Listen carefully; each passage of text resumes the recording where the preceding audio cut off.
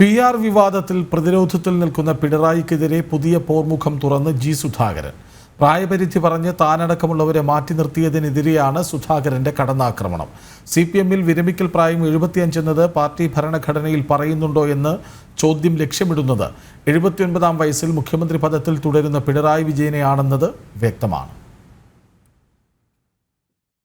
CPM-ലെ രക്തസാക്ഷി കുടുംബത്തിൽ നിന്നുള്ള നേതാവാണ് മുൻ മന്ത്രിയും ഇന്നത്തെ സംസ്ഥാന കേന്ദ്ര നേതാക്കളിൽ ബഹുഭൂരിപക്ഷം ആളുകളിലും മുന്തിയ സമരചരിത്രവും പ്രവർത്തന പാരമ്പര്യവും പറയാനാകുന്ന ജി സുധാകരൻ.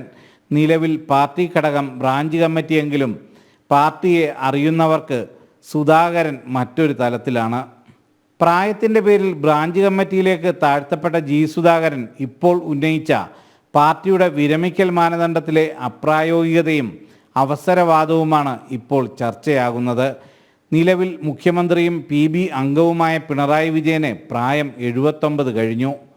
അതും പോരാഞ്ഞ് കഴിഞ്ഞ ആഴ്ച കൂടിയ CPM പരമോന്നത കമ്മിറ്റി PBയുടെയും കേന്ദ്ര കമ്മിറ്റിയുടെയും ഏകോപന ചുമതല ഏൽപ്പിച്ചത് 76-കാരനായ പ്രകാശ് കാരാട്ടിനെയാണ്.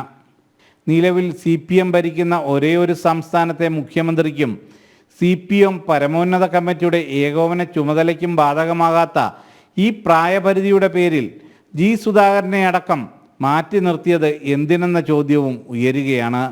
തുടർഭരണം സാധ്യമാക്കിയ പിണറായി വിജയനും കഴിഞ്ഞ 25 വർഷത്തിനിടയ്ക്കുള്ള മികച്ച മുഖ്യമന്ത്രി എന്ന് വിലയിരുത്തിയ VS അച്യുതാനന്ദനും പ്രസ്തുത സ്ഥാനം വഹിക്കുമ്പോൾ പ്രായം 75 പിന്നിട്ടിരുന്നു. EK നയനാറിനും EMSനും പ്രമുഖ സ്ഥാനങ്ങൾ വഹിക്കുമ്പോൾ പ്രായം 80 കടന്നിരുന്നു. ഈ യാഥാർത്ഥ്യങ്ങൾ മറന്നുകൊണ്ടുള്ള അവസരവാദ രാഷ്ട്രീയം എന്തിനെന്നതാണ് പാർട്ടി താഴെത്തട്ടിൽ മുതൽ ഇപ്പോൾ ചോദിക്കുന്നത്. ഈ യാഥാർത്ഥ്യങ്ങൾക്ക് നേരെ ജി സുധാകരൻ ഉന്നയിച്ച ചോദ്യത്തിന് ഇന്നത്തെ പാർട്ടി ഗ്രൂപ്പ് സമവാക്യങ്ങളിൽ മറ്റു പല തലങ്ങളിലും പ്രസക്തിയുണ്ട്. പിണറായി വിജയന് പ്രായത്തിൻ്റെ പേരിൽ വിരമിക്കൽ പ്രഖ്യാപിക്കേണ്ടതുണ്ടോ എന്നതും വിരമിക്കൽ പ്രായം സംബന്ധിച്ച് സമൂഹ മാധ്യമങ്ങളിലടക്കം ചർച്ച തുറന്ന മന്ത്രി സജി ചെറിയാൻ അന്ന് ലക്ഷ്യം വെച്ച രാഷ്ട്രീയ ലാഭം എന്ത് എന്നതെല്ലാം CPM സമ്മേളനങ്ങളിലടക്കം ചർച്ചയാവുകയാണ്.